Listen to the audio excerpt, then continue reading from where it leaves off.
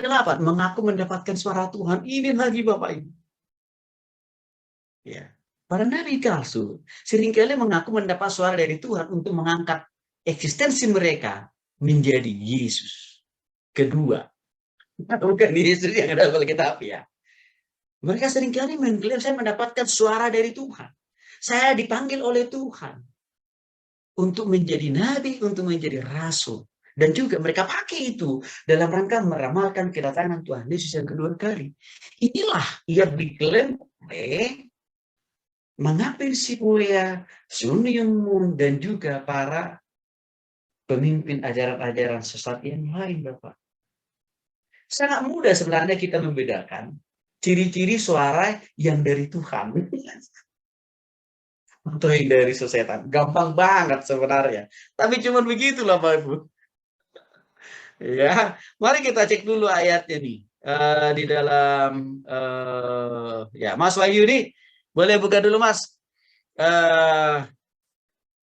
Yakobus pasal 3. Yakobus pasal 3. Yakobus pasal 3.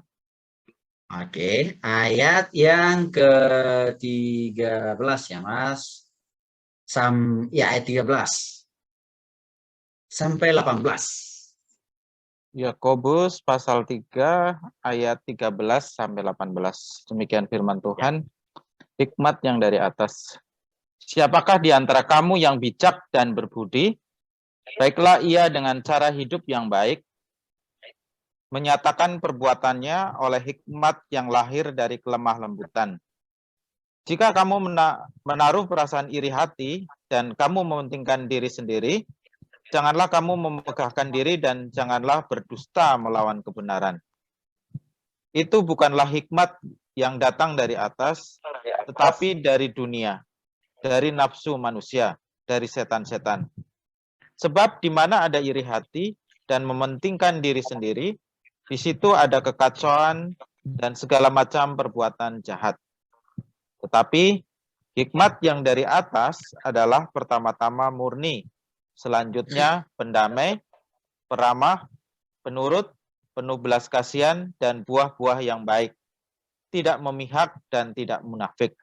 Dan buah yang terdiri dari kebenaran ditaburkan dalam damai untuk mereka yang mengadakan damai. Ya. Baik, makasih Mas. Nah, mari kita lihat lebih dalam Bapak Ibu.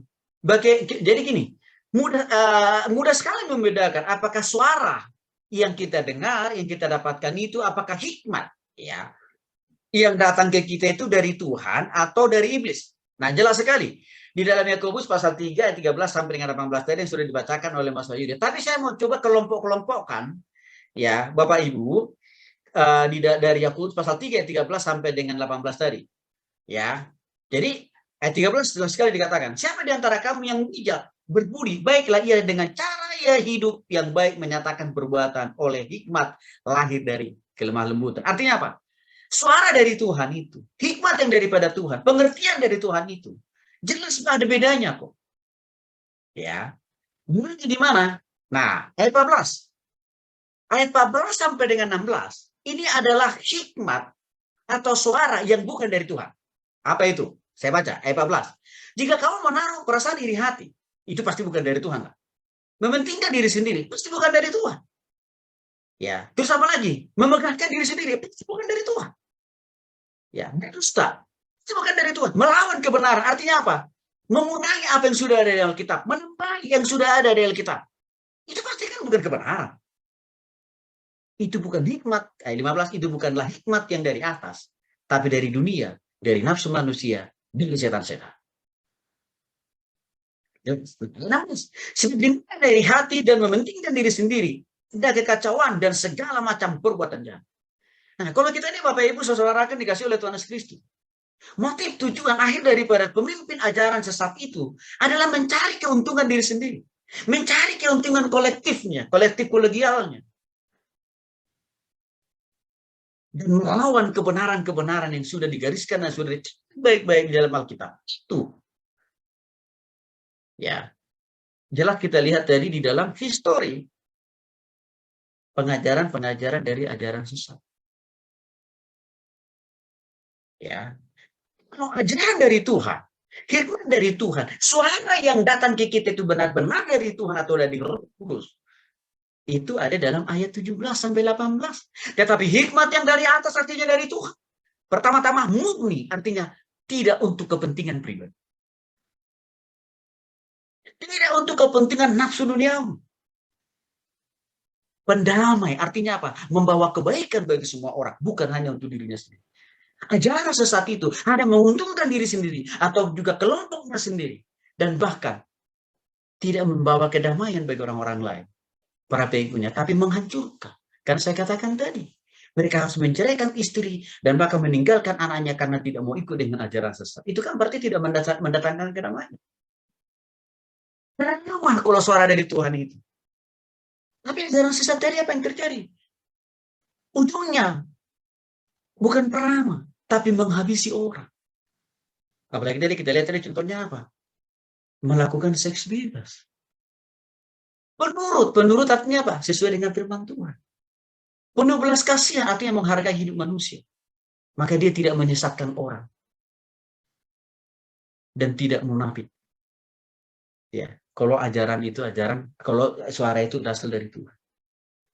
Ajaran sesat itu kan munafik. Kalau di tengah-tengah hadapan jemaatnya, dia menampakkan diri seperti sosok malaikat gitu. Tapi di luar itu, hidupnya brutal. Itu jelas sekali. Bapak Ibu yang dikasih oleh Tuhan Yesus Kristus, ayat ini yang pernah saya pakai juga untuk melayani saudara kita yang terpapar dengan ajaran yang mengaku.